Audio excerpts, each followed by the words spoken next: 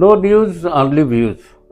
दोस्तों, आज के कार्यक्रम की हम शुरुआत करें उसके पहले आपको बता दें कि 7 जुलाई को नो न्यूज़ ओनली व्यूज़ का एक वार्षिक कार्यक्रम रखा है, जिसमें एक संवाद है बदलते दौर की पत्रकारिता और सोशल मीडिया। इस विषय पर चर्चा करेंगे रानी दुर्गावती संग्रहालय में। यह कार्यक्रम है, आप सबके सुझाव, आपकी उपस्थिति हमें हौसला देगी। और अब बताते हैं हम आपको कि आज हमारे साथ युवा ऊर्जा से ओतप्रोत सागर शुक्ला जी हैं, जो कि छात्र राजनीति से अपनी शुरुआत की है। और सागर भाई, हम आपका स्वागत करते हैं। NSUI में आप रहे जी। कितने समय से आप छात्र राजनीति? मैं लगभग 2012 से छात्र राजनीति प्रारंभ किया था और अभी यूथ कांग्रेस में अभी आया हूँ। 1 महीने पहले यूथ कांग्रेस का चुनाव फाइट कर लगातार मैं 13-14 वर्षों से मैं NSUI की राजनीति कर रहा हूँ, छात्र राजनीति करता रहा हूँ, लगातार छात्रों के बीच में रहा हूँ, लगातार छात्रों के मुद्दों को उठाता रहा हूँ। हम 2013-14 के बीच में जब विश्वविद्यालय तक बसों की सर्विस ना होती थी, उस बस की सर्विस के लिए हमने आंदोलन किया।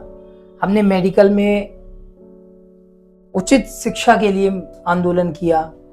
हम कोविड काल में जब लोग घरों से नहीं निकल रहे थे, तब हम ऑनलाइन परीक्षा के लिए गए, ऑफलाइन परीक्षा का विरोध किया। हमने जल सत्याग्रह तक किया, हम भोपाल तक गए।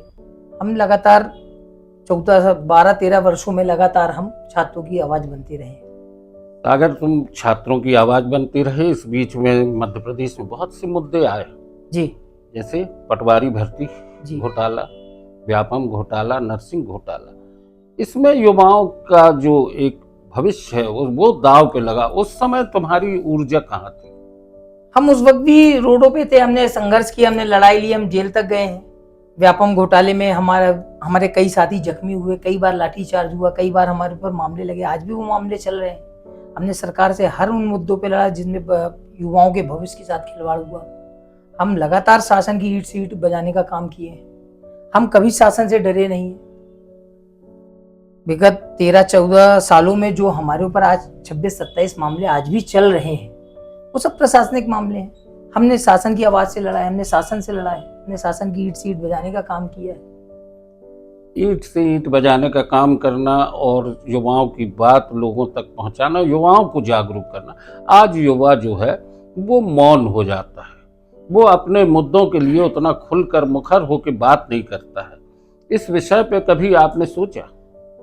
इसलिए क्या है कि आज के समय पे जो नगर सत्ता और प्रदेश सरकार है, वो एक कुंभकर्णी नींद में सोया हुआ है।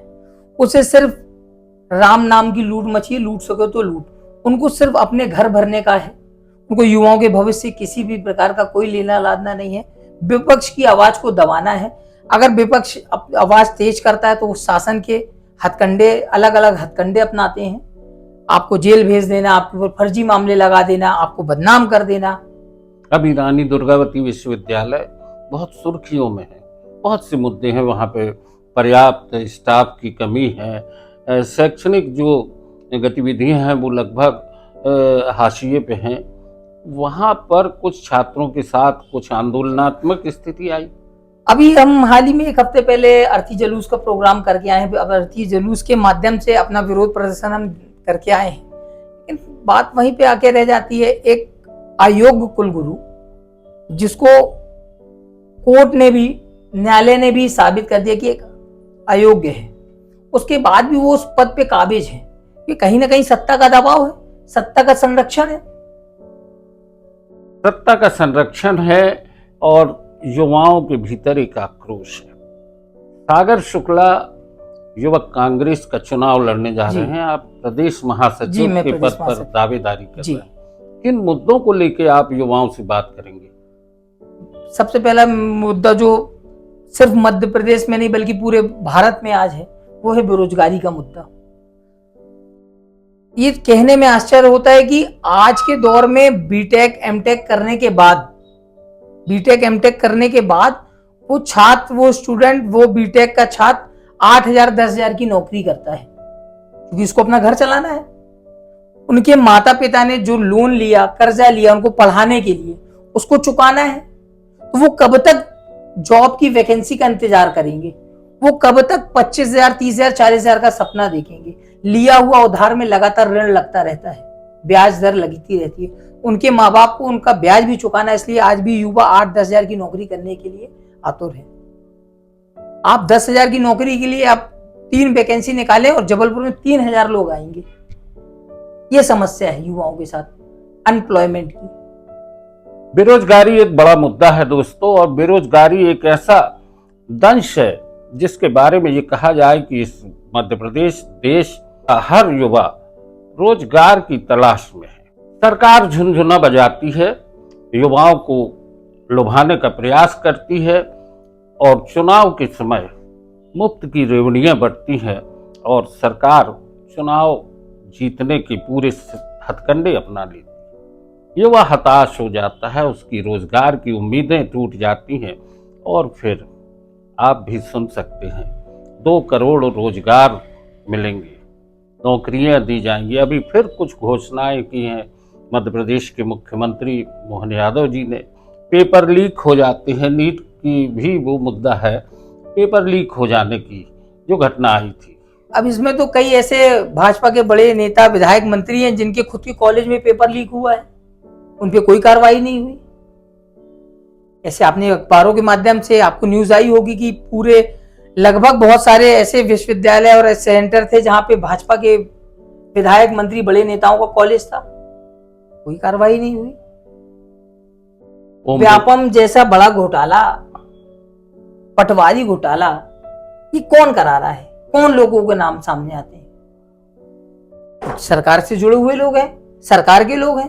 सागर, एक बात और आती है कि जब जिलाध्यक्ष बनाए गए थे जी, और तुम्हारा नाम आया, 2 या 3 दिन के बाद तुम्हें NSUI के जिलाध्यक्ष पद से हटा दिया। क्यों हटाया गया?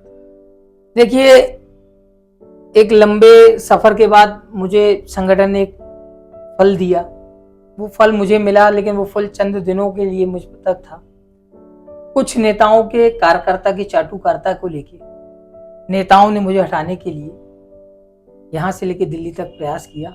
हो सकता है मुझ में कुछ कमी उनकी नजरों में आ रही हो, इसलिए या फिर मैं उनको पसंद ना हूं, इसलिए उन्होंने मुझे तो कांग्रेस में क्या ये चाटुकारिता का जो चलन है ये दूर हो पाएगा?